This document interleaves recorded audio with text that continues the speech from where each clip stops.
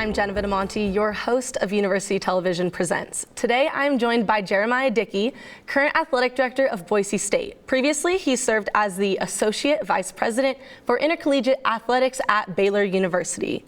He lives here in the Valley with his wife and 3 kids. Welcome, Jeremiah. So glad to have you here. Well, thank you for having me on. Yes, I'm so excited. We're going to kind of get right into our interview because I have many questions to ask you as our athletic director here. So January 2nd is going to just mark 2 years of you holding the position. So exciting, congratulations. So right when you had gotten here, you and your 3 kids, your wife, there was an adjustment from Texas to Boise. How has that been coming back here? Yeah, it was very much an adjustment. When I got hired, my family actually went back to Waco and I started right away. Obviously hiring Coach Avalos and as we were navigating COVID and everything else going on, it was imperative that I got here. And so I was without them for almost 2 months, and that was a challenge. And then, coming in and transitioning from, that distance, in a way, it brought us together. But it was there were moments that it was challenging. But we're here now. We have, I finally have convinced all the kids, that we are Broncos, and they're really embracing it, and we're loving everything that this community provides, and it's a destination, and I'm grateful for this opportunity. That's so exciting. So let's just start to drill down what's happening on campus now. So within 6 months, kind of how you had mentioned, within 6 months of being hired as the athletic director, you also had the responsibility of hiring head coaches for football, softball, and women's golf. Yeah. How was that, being brand new to Boise State, having that responsibility? I've gone through searches before, and so the process in of itself, I was very consistent with what I've done in the past, and I felt comfortable in that. But obviously, coming into a new place and sight unseen, I had to do a lot of research and get up to speed on who we are, who I wanted us to be, and what our vision was. And that ties into the conversation with some of these coaches. And I want what's best for our student athletes. And ultimately, I have a very big responsibility in terms of doing what's in the best interest of this institution, and I take that very seriously. And so it gave me an opportunity to hire people that fit the culture that we wanted to define. And the first 6 months, there were 3 head coaches. Coming up on 2 years, I've now hired 5, or our team has, and it's been really cool to go through that because we're all doing it together, and we are all new, and in some cases, Andy back in this community, and I'm just really grateful for my teammates and how they've embraced this change and the direction we're headed. Yeah, so what were some things that you necessarily didn't anticipate when making those decisions, though? In regards to hiring those coaches, one, how quickly. Okay. Normally you come in and there is a little bit of a honeymoon period. Yeah. We hit the ground running. Within 48 hours of me accepting the job, I was on a search in terms of maybe the most important search in regards to football. Mm-hmm. And so, obviously, not having been a part of this community before, the amount of education I had to obtain very early on in terms of what this institution was and what it represented and our brand, and so that inherently provided some challenges, but. Like I said, I think it was a great opportunity for us, and you never want to hire that many coaches at once, especially while we were still navigating COVID. But you play the hand you're dealt, and I'm really grateful for that because we were able to bring in some really phenomenal human beings first and foremost, but leaders of men and women in our department, and that dominoed into 2 other hires, and so overall we've gone through a tremendous amount of change, but I think that's part of any new leaders task is to define expectations and make sure that there is ownership and everyone buys into what your vision is, and I feel really comfortable with where we're at. Mm-hmm. What makes Boise State unique as an athletic department? It goes without saying, the blue. The brand and what I knew of this place, even though I had never been here, it spoke to me. It's who I am, that blue collar work ethic and the power of the blue, it's real. And it's something that you can go anywhere in the country, and if not the world. I was talking to a donor the other day, and they were overseas, and they had the Bronco logo on, and someone came up and said blue turf. That's the power of this place, and we take it very seriously. We are the front porch of not just this institution, but this community in this state, and that's something that I'm really bullish on in terms of how we tell our story and continuing to tell our story. But I think it's really cool for those that came before and the shoes that I have to fill, and I'm doing everything on that foundation that was established well before I got here, and I'm grateful for those individuals. Yeah, that community is definitely unmatched. Yes. Like being across the country, like you said, seeing that logo, there's some sort of like community that comes with it, which is really special. Yeah. What would you consider some of Boise State's like big opportunities? Well, obviously we're going through, our industry's going through conference realignment, and there's not much we can control in that other than continuing to tell our story and to operate at an elite level, and those are my expectations. I also think with the NCAA and how we're navigating name, image, and likeness and collectives, that's opportunity. I view everything as an opportunity. We get to define our own expectations and maybe do things a little bit differently than what others are doing, and I think that ties into who we are as an institution. It's one thing to say innovation, it's another thing to live it out in action, and we're doing that on a daily basis, and I'm really proud of our team, how they've embraced that. I look back on the decision to have blue turf, and someone in that room, Gene Blaemeyer, who we just inducted into our Hall of Fame, who's just an outstanding person and leader, sat in that room and said, well, if it's fake, why does it have to be green? And it seems so simple, right, once you say it, but he was the first to do that. And, I'm really proud of how our team is embracing that we don't have to do it like everyone else. We're going to define our own template, and my hope is others look at what we're doing and maybe they use that as a template as we improve on our situation. Yeah, so you have, kind of going off of that, you've pioneered the launch of the new What's Next programming. Yes. And so what do you see that doing for our student athletes? One, it's every decision we make as a department ties into those 4 pillars, marketability, infrastructure, student athlete experience, and revenue generation. Every decision that you see come from, whether it's my desk or our team's desk, it is under one of those pillars. And it really defined the direction for us as a department. And our sole purpose is to serve our staff, our student athletes, and our supporters. And so there's nothing more important than the student athlete experience, and especially with what we're navigating with transfer portals and name, image, and likeness, and just how our industry is changing by the day.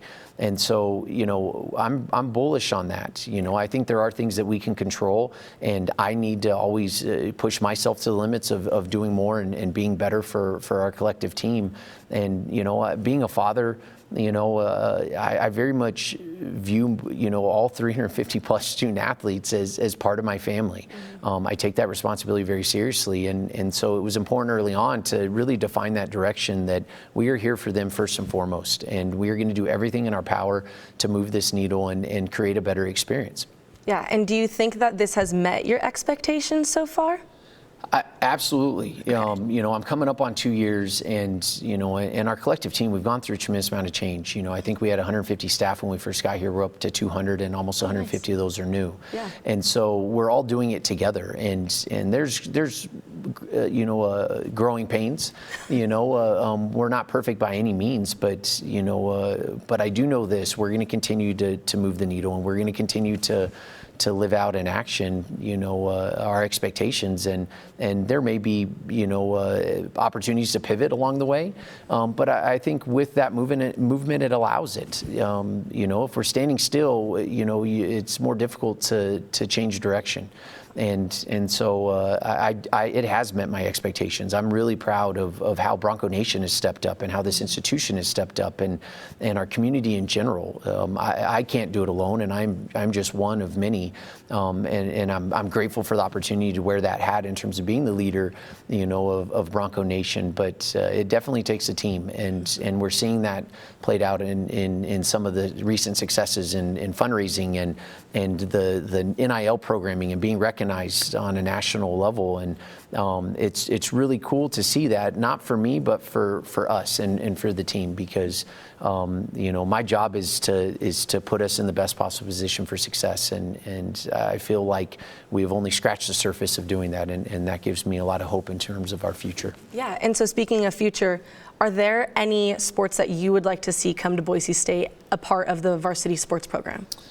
That's an interesting question. We've gone through our Title IX assessment, and there are a lot of moving pieces to that. I'm very empathetic and in some ways sad in terms of some of the sport programs we've had to move a different direction from in the past, and there were reasons. And I would love to look at those sports in the future, but there's a lot that maybe I don't control in this process when we look at how are we best serving our student athletes. It's not just adding a sport. It's where's their locker room, where our coaches' offices, the support staff, the team behind the team that is going to support whatever sport. We know at some point we're going to have to look into that, and we've already started our Title IX assessment, and we're very much following a plan, and my hope is in the future we identify a sport that the community embraces, that we potentially that could be fan facing. I also think that's important, and I think there's a lot of opportunities, but you're seeing a lot of emerging sports, whether it's acrobatics and tumbling, or you've seen some growth in swimming and diving, and women's wrestling, and there are these sport programs that I'm watching and our team is watching to see what best fits us. And I'm one of many seats at that table, and look forward to continuing those conversations. Yeah, and kind of continuing that, how do you see Boise State opening up opportunities specifically for female athletes? Yeah, I think that ties into it. Right now, football is a challenge with the number of student athletes that football has.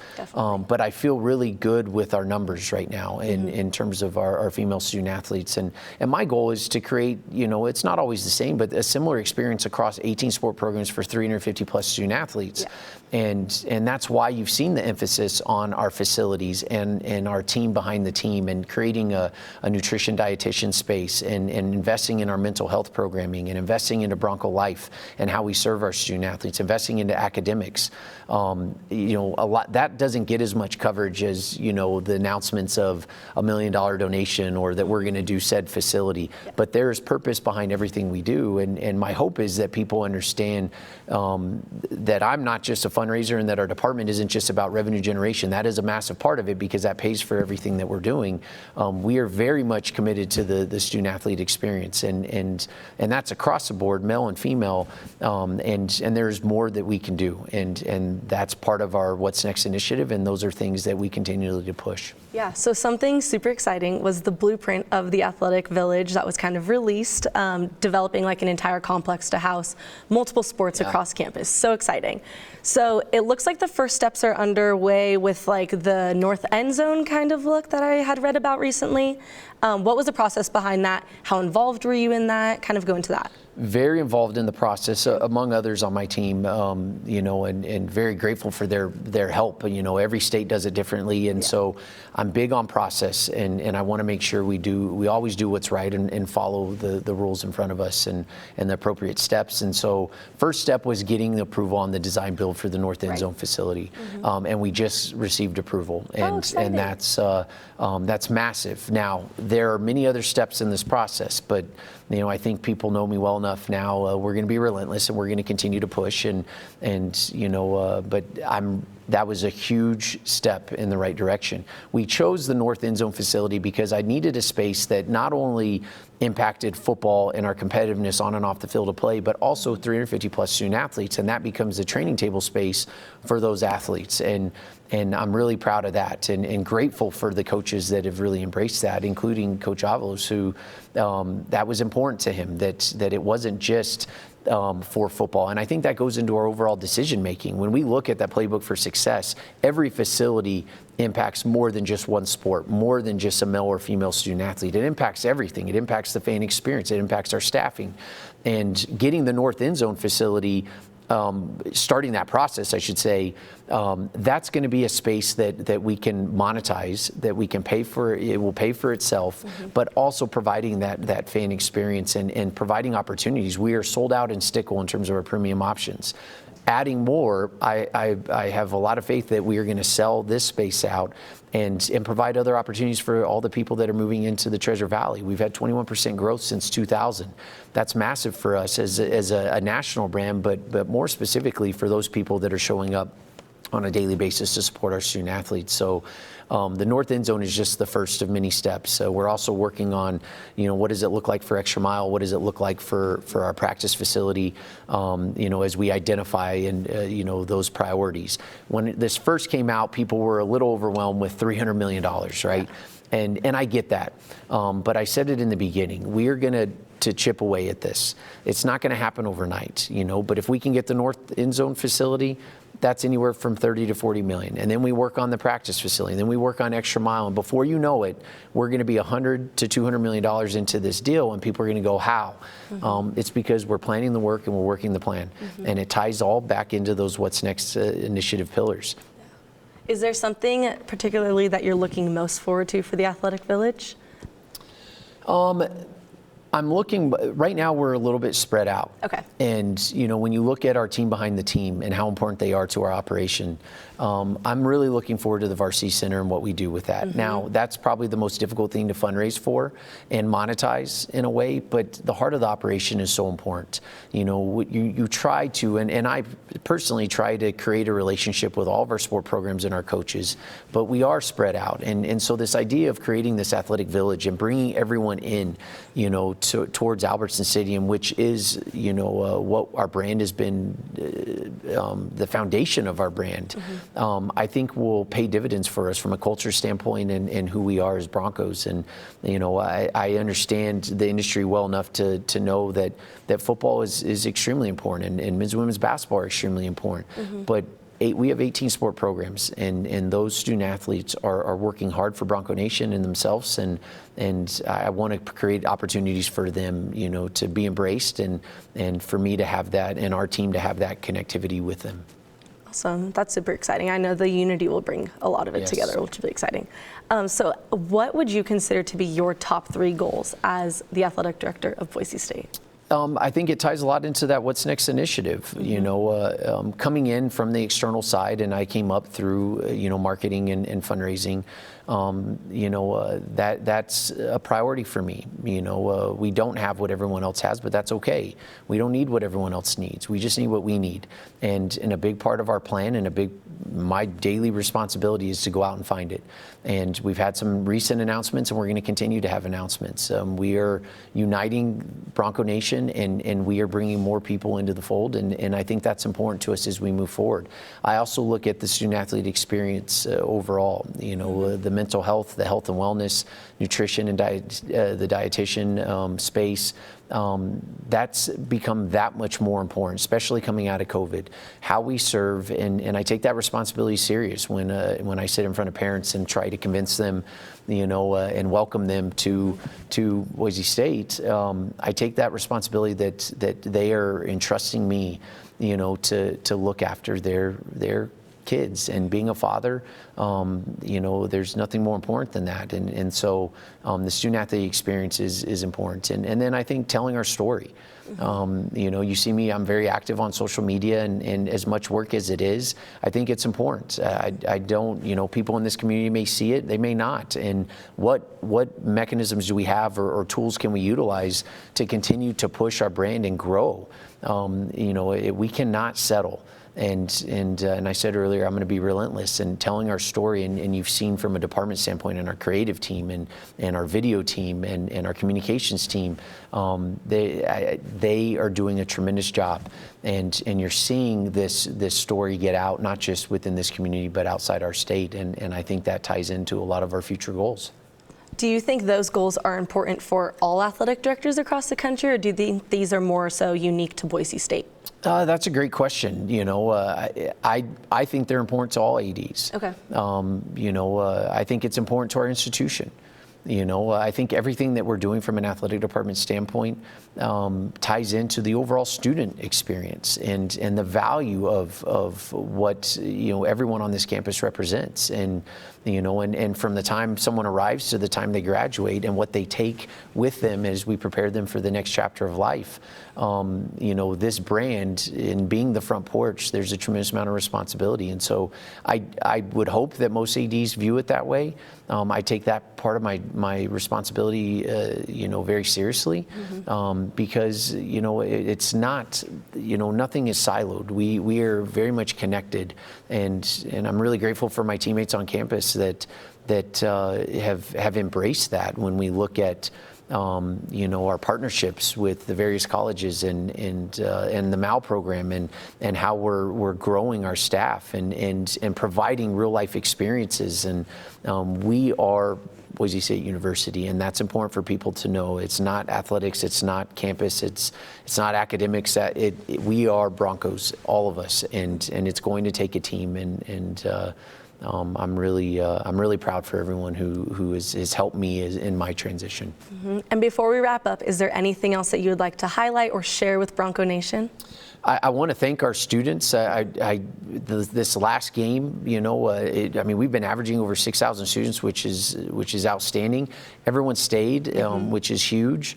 Just the amount of commitment that people are making, and now it's aligning with our vision for the department and this great place that we call home. And I'm really grateful. I know I ask a lot. And I want to thank everyone, for them committing to me and having faith in this vision and what's next for us. Well, Jeremiah, thank you so much for doing this interview with me. I really, really appreciate it. Thank you everyone so much for watching University Television Presents. I'm Jenna Vitamanti.